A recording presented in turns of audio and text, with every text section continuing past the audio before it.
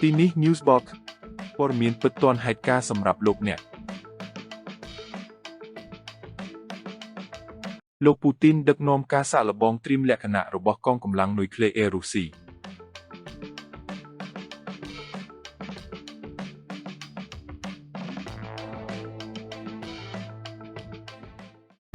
Пуск. Есть пуск.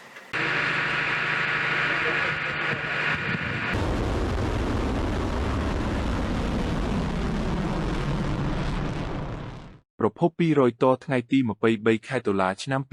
2025ប្រធានាធិបតីរុស្ស៊ីលោក Vladimir Putin កាលពីថ្ងៃពុធបានត្រួតពិនិត្យការសាកល្បងកងកម្លាំងនុយក្លេអ៊ែររបស់រុស្ស៊ីនៅលើដីសមុទ្រនិងផ្លូវអាកាសដើម្បីហាត់សមត្រៀមលក្ខណៈនិងរចនាសម្ព័ន្ធបញ្ជារបស់ពួកគេការធ្វើតេស្តនេះរួមមានការបាញ់បង្ហោះមីស៊ីលប្លង់អន្តរទ្វីប Yals ដែលមានមូលដ្ឋានលើដីពី Cosmodrome ការបាញ់មីស៊ីលប្លង់សែនវ៉ាពីនាវាមុជទឹកនុយក្លេអ៊ែរនៅសមុទ្រ Barents និងការបាញ់បង្ហោះកាំជ្រួចបណ្ដែតដែលមានសមត្ថភាពនុយក្លេអ៊ែរពីយន្តហោះទម្លាក់គ្រាប់បែកយុទ្ធសាស្ត្រ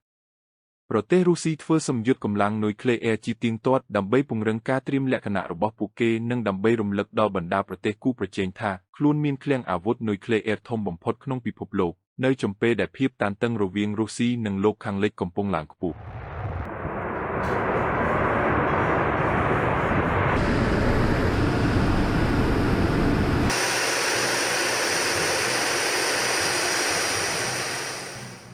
វិមានក្រឹមឡាំងបាននិយាយនៅក្នុងសេចក្តីថ្លែងការណ៍មួយថាសម្យុទ្ធនេះបានសាកល្បងកម្រិតនៃការត្រៀមខ្លួនរបស់បញ្ជាការយោធានិងជំនាញជាក់ស្ដែងរបស់បុគ្គលិកប្រតិបត្តិការក្នុងការរៀបចំការគ្រប់គ្រងកងកម្លាំងក្រោមបង្គាប់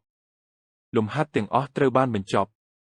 NATO បានចាប់ផ្ដើមសម្យុទ្ធនុយក្លេអ៊ែរប្រចាំឆ្នាំរបស់ខ្លួនកាលពីដើមខែនេះដោយយន្តហោះចម្បាំង F-35A និងយន្តហោះទម្លាក់គ្រាប់បែក B-52 ក្នុងចំណោមយន្តហោះប្រហែល60មកពីប្រទេសចំនួន13ចូលរួមក្នុងសម្យុទ្ធ Steadfast Union ដែលរៀបចំដោយប្រទេសបែលហ្សិកនិងហូឡង់